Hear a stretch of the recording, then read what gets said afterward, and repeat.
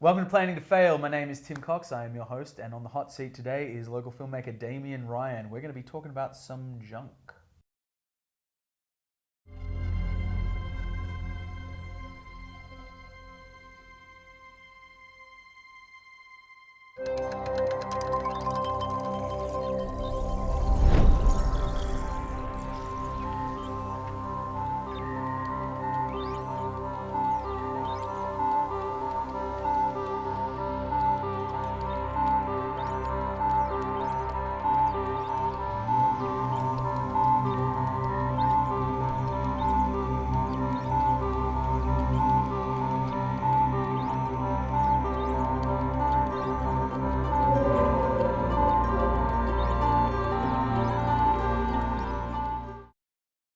Let's talk about Damien Ryan. Okay, so I'm a retired corporate filmmaker. I did it for a living for about 6 or 7 years in my 20s, and I got out of it because it's not a good job. In fact, I don't think anything in filmmaking is really a good job, quite frankly. It doesn't pay actual money. About 3 years ago, I came back to it as an amateur. So I have just been making very low budget amateur films just to sort of get some practice in, have a bit of a fun social hobby on weekends. That's kind of where I'm at with it. Yeah. Sure. Let's wind back a little bit. What do you mean by corporate filmmaker? What does that entail? Churning out crappy internal HR videos for extremely large multinationals. So if that sounds like anyone's jam, it shouldn't be. But it's Hey, that's why everyone went to film school. Oh, Jesus Christ. Sorry. I mean, there's the caveat as well that there's no good job in filmmaking because do you only think that because it's not something that I don't know if it is a job at all. Right. Honestly, it's an art, form. sure, but I know career filmmakers who've had much more success than me, and most of them, they're just making rent. Yeah. And they're not young either. Yeah. The number of people I know who got into this with the intention of being, I don't know, Scorsese or Greta Gerwig or whoever the hell it is you look up to, and are just sort of just getting by doing these really low rent commercial corporate gigs. It's just I would rather go do something else. Okay. Just go do something that actually pays you money and leave this as a hobby that you can have fun with on weekends. Sure. Yeah, okay, that's how I feel about it. That's your opinion of it. Yeah, I'm sure that these people that you were referring to obviously have their own. They're very fine filmmakers and I admire them, but I do not want their lives. Yeah, fair enough. Basically each to their own. Yeah. And I think as well, I would imagine that a lot of people like that, the reason that they are struggling to make rent, I would guess is that it's a gig economy. It's a gig economy, and there's just not a lot of money, particularly in the Australian scene. I don't think Australians really watch Australian stories. We don't really have too much of an interest in them. And I think that's reflected in the content that you see on streaming services and TV channels. Just this is broadly being dominated by overseas product. Yes. And I think there's a reason for that. It's just that we're not that interested in ourselves. So, Yeah. Tell me about the journey that you took as a filmmaker to get to where you are now. But you briefly touched on the idea of being a corporate filmmaker in your early 20s, but was that where it started for you? Did you? No, I mean, I think much like everyone else, I just like mucking around with cameras and watched too many films as a kid. And so that's sort of where it comes from. And it's all the same stuff, they're 1980s, 1990s, teen, children's films that you sort of grow up with, Spielberg stuff mostly. You get overly fascinated with that, and it just turns into a hobby, which turns into a job at some point. Yeah, that's all. What in particular, were there any that stood out to you that were this was the? No, not really. There's not one thing I could point at. I never understand the question when people say, what are your influences in particular? I have some answers for that, but they're so vague and broad and interconnected, and none of them have anything to do with each other. I just, a Magpie's collection of odd things that I thought were cool, right? And so I could look at, say, I could talk about Hong Kong cinema, like Johnny To and Kai Wai Wong and Stephen Chow. I used to watch a shitload of SBS, foreign films as a kid. I could talk about stuff like that. I could talk about mainstream stuff, like Disney movies and, anything directed by Spielberg again, but like, you know, like it's sort of all this, and I struggle to elevate one over the other. Sure, and it's always going to be all of this. I Yeah. don't think there's any filmmaker alive that only watches one particular genre, one particular director, and says, I'm going to make this my entire identity. Right. So it's, you know, very healthy, of course, to have that eclectic collection. And I have nothing against people who like sit and like, you know, stack things on Letterboxd, but it's not for me. Like, it doesn't make sense to me. Yeah. But then let's jump ahead to now, to present day.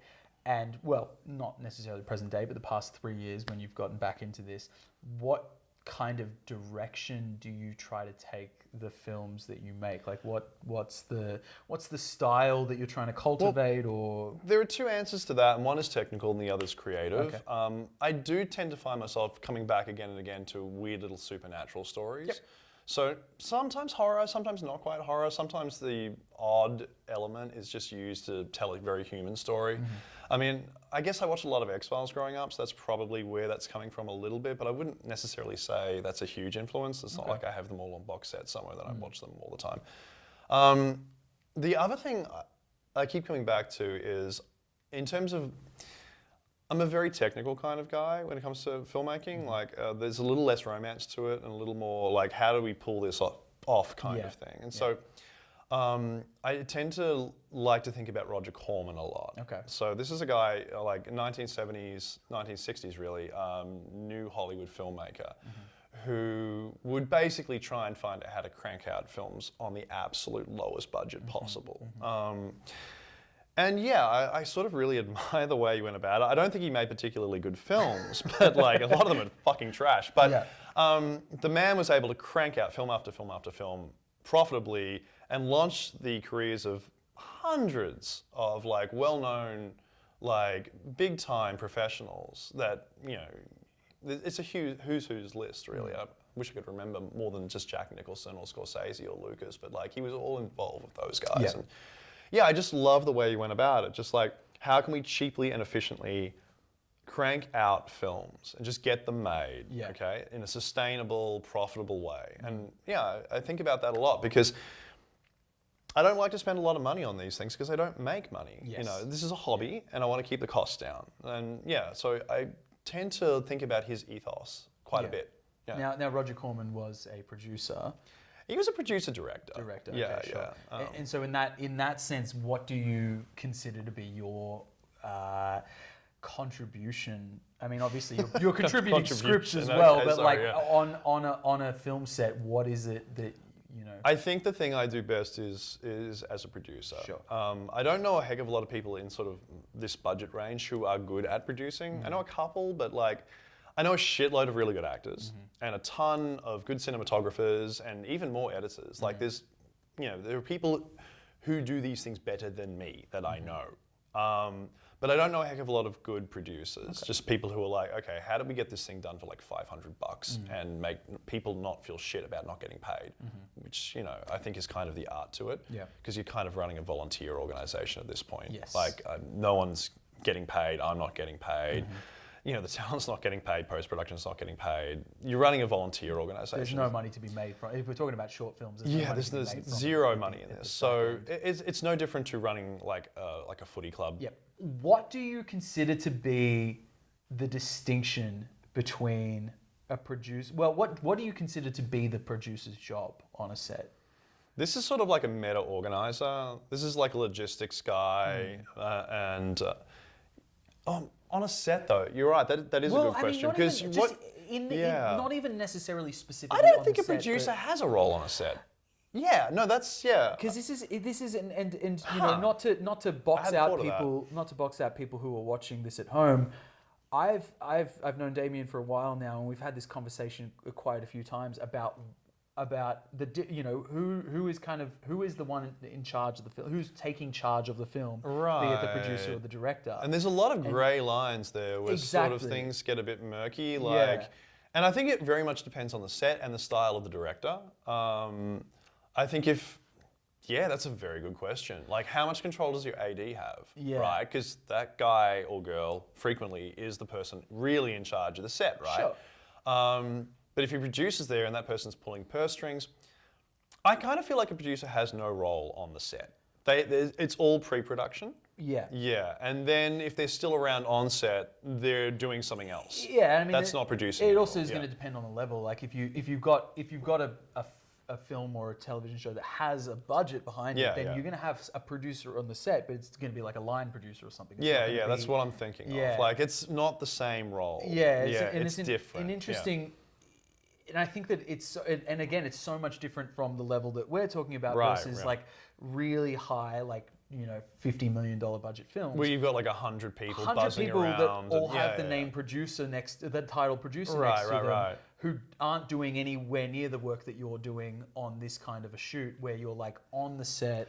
I mean, I think at that level though, the term producer tends to get like thrown out like candy to keep people happy, and whether or not you're actually doing that role or not, sure you have the title, but like, the role I think is separate to the title. I guess is what I'm saying. And so then the question I would pose to you is, what is the role? What do you consider the role to be? Or at least what does it mean to you? Okay, I consider it to be an entirely pre-production thing. Okay. So like you are organizing cast, crew, locations, budgets, equipment. You're making sure all of that comes together in one big pile. And then on the day, if you're still managing that, I don't think you're really in a producer role anymore. Now you're an AD. Yeah. Okay. That's who you are at this point. And that's fine if you transition from one to the other, but that's where I would delineate the two. I feel like one is like a planning dude, the other is an implementation kind of person. That's a really succinct. Yeah, I think that's probably the easiest way to do it. Yeah. But again, it's all blurry as shit, especially at this budget level where everyone's sort of doing everything because you have no money, right? So yeah. Yeah, cool. That's a great. Okay, cool. I'm glad. I'm glad I pleased you. So let's talk about Junk. Okay, so we're watching a short film that I made starring you. Little old me. Yeah, little old you. It's called Junk, and it is a sort of supernatural drama. I think it's probably the fairest way to put it. Yeah. A little comedy.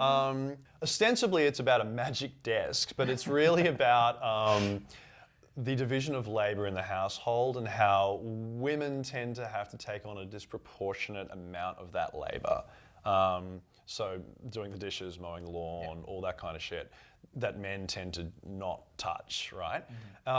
And so the synopsis is this guy who is a bit of a hoarder finds a desk on the side of the road and he brings it home against his girlfriend's wishes. And she's initially okay with it, but it turns out the desk has the magical ability to spawn more objects. And as the house gets more and more filled up with shit, she gets angrier and angrier.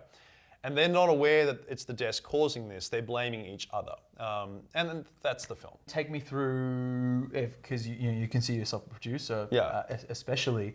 Take me through what that looks like as a producer from, I mean, you were also the one that wrote the script as well. You write the script, or you've come up with the impetus for the idea.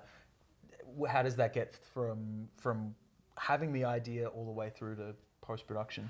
Well, it started off as a much more complicated script. So the original idea was these two guys run a haunted antique store where they would sell people the antiques and then they would provide the service to take the antiques away when it started fucking up their lives. And so they would just run this scam over and over again. Sure. Sounds like a good way to make money. Yeah, it was like, I liked the idea, but it was just expensive and difficult to shoot. Sure. I need a van and an antique store and all this other shit.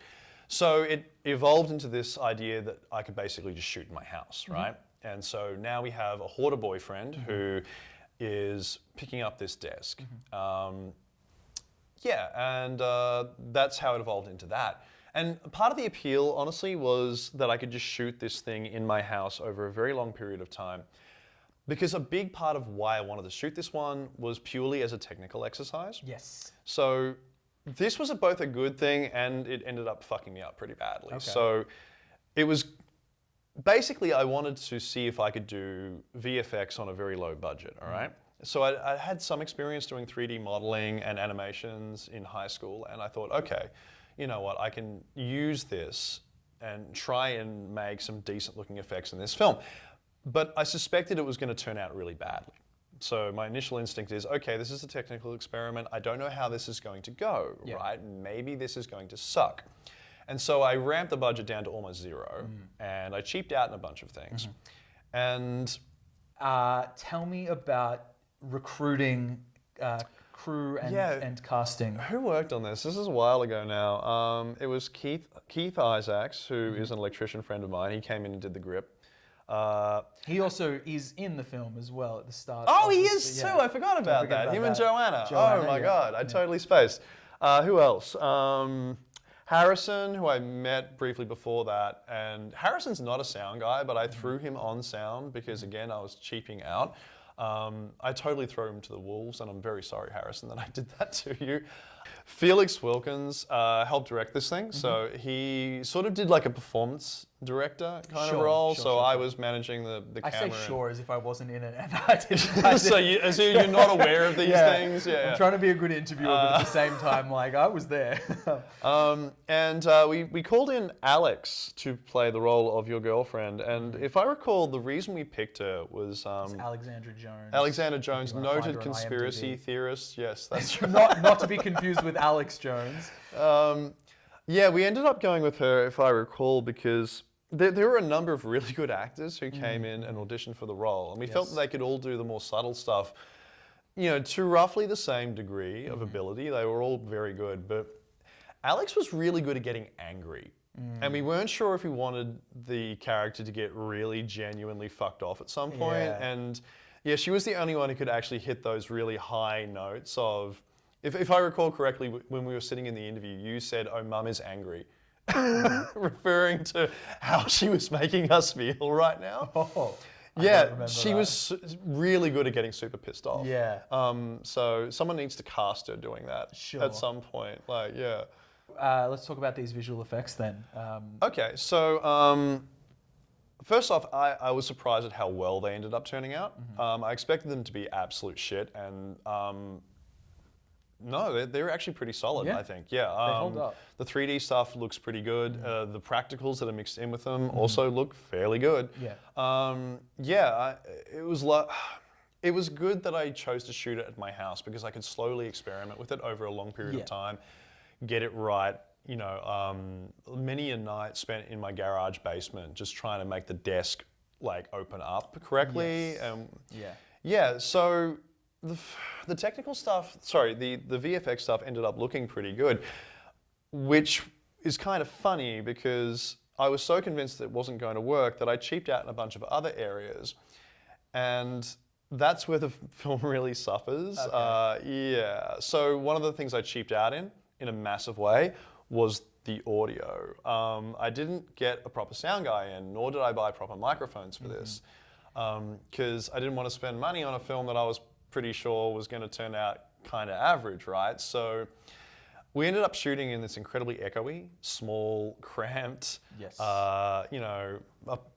apartment come townhouse with like hard parallel surfaces everywhere. And you really need a good pair of lavs on your talent.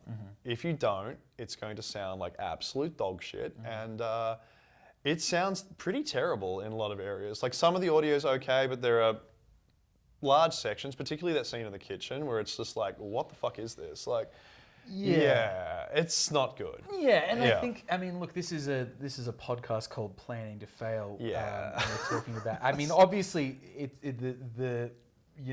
we're talking about pre-production specifically, the solution to that would obviously have been to approach a sound person. Pay someone. Pay Right, someone yes. if you have the luxury to do so. Even hiring labs, as I just smacked mine just now. It's like they're not that expensive, Sure, really. sure. Yeah, But in spite of that, like we forged ahead without that kind of luxury. Yeah.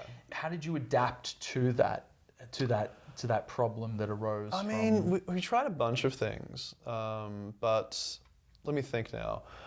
One of the more interesting experiences was trying to use AI enhancement tools to rescue the audio in post. And what's interesting about those is that they end up sounding like ADR. And it strikes me that you'd be better off in many cases just ADRing the bad dialogue instead of trying to save it using these AI enhancement techniques because they don't really work in my opinion. This is very much an instructive thing about like the importance of investing money in your sound department because if you don't, you end up in a situation like this where an otherwise good film is pretty badly hamstrung. Yeah. Right? Like, if you send something like this to any sort of a festival, they're immediately going to nix it the moment they hear that dialogue, because why bother watching the rest of the movie? The dialogue is muddy and echoey and tinny and robotic. And what's that going to sound like coming through? Yeah, through some cinema big, nice speakers. cinema speakers.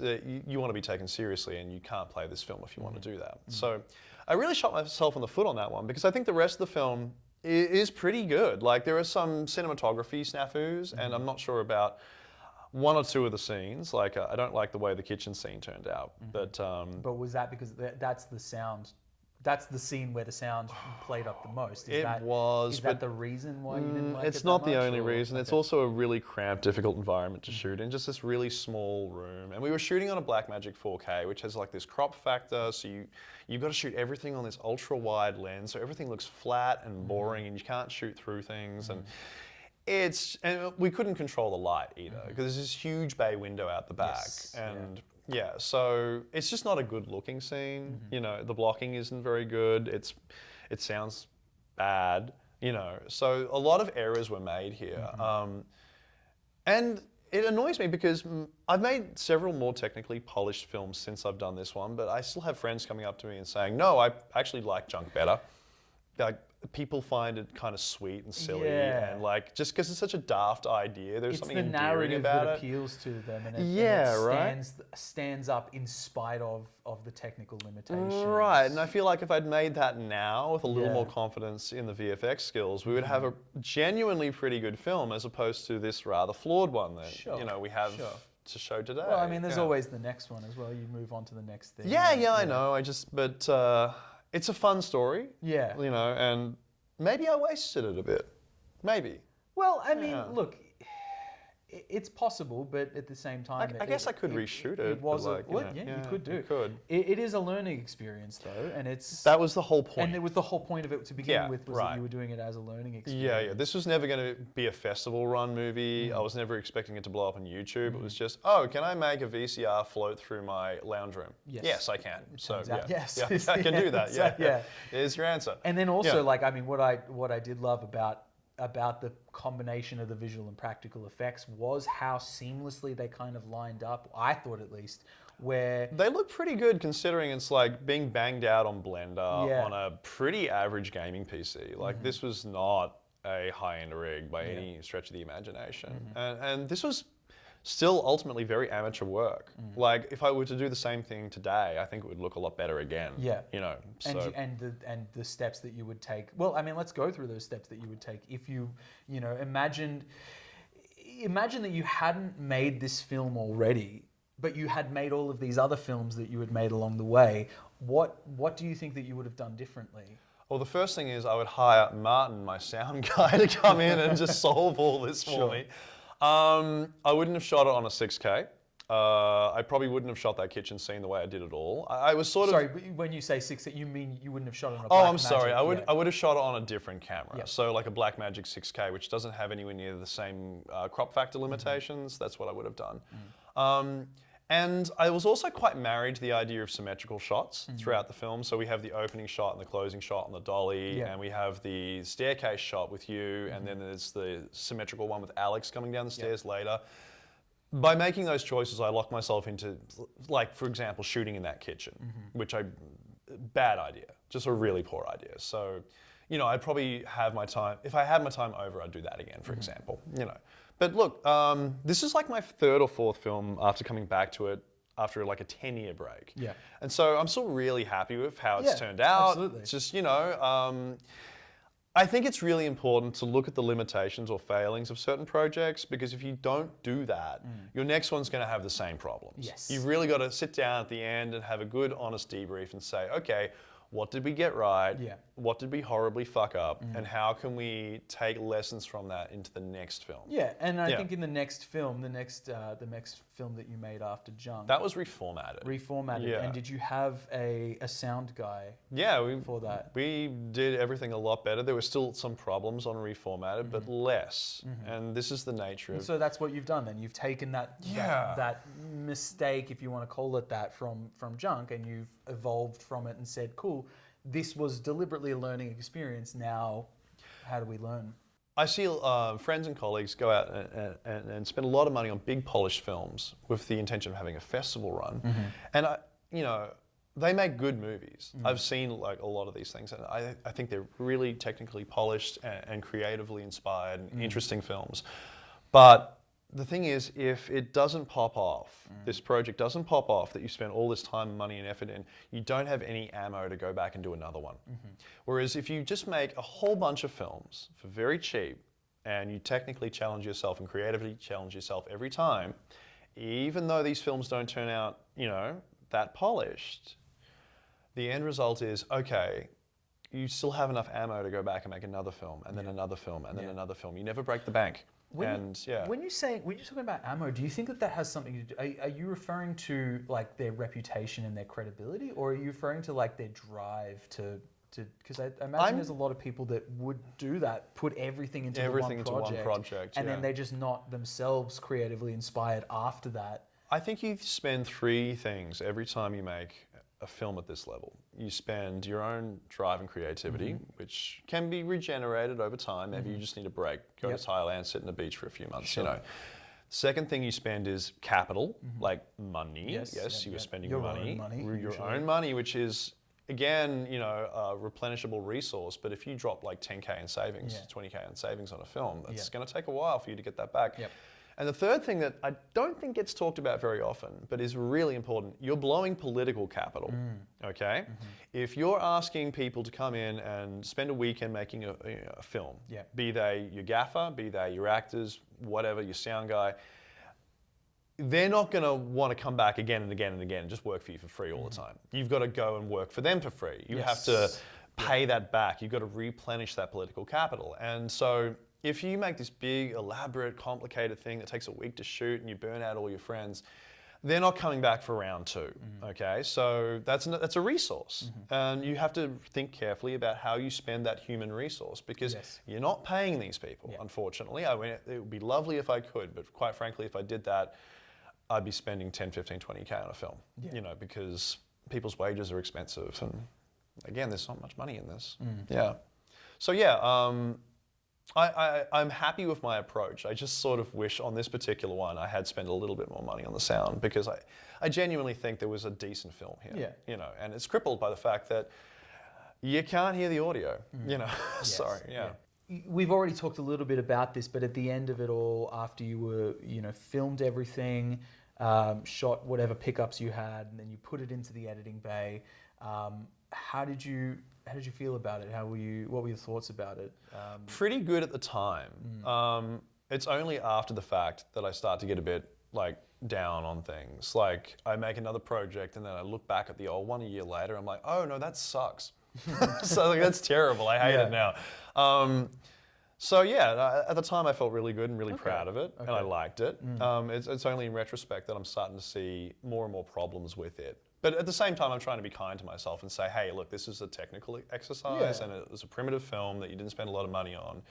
And you should look at it through that lens, And also, I think that to some extent, you can look at it through the lens of your own personal growth in that past I think year or so, where if a year ago you looked at it and you thought, this is really great, and a year on you look at it and you think, oh, I'm not so sure about this anymore. It's only because you've had that year of technical growth where you can start to see all of the nitty gritty things about it that you would do differently now. 100%, yeah. But thanks for coming in and chatting about No worries, all right. And do you want to plug the film? Do you want to plug your socials? The socials are this channel, so if you could just like and subscribe, that would be amazing. I'd be really happy for that. Yeah. Yeah, great. Yeah, sweet. And link to Junk in the description. And thanks for watching. very much. Yeah.